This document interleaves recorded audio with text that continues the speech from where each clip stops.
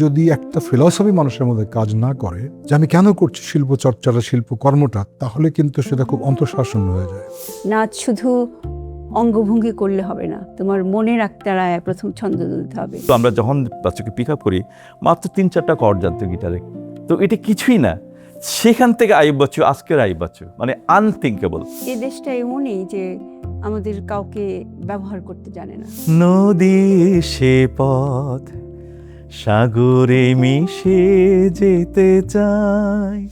বড় ভাইকে পাশে বসিয়ে ছোট ভাই গান ধরেছে। কিছুক্ষণ গান চলার পরে ছোট ভাই গান থামিয়ে বড় ভাইকে জিজ্ঞেস করে, ভাইজান কেমন লাগে?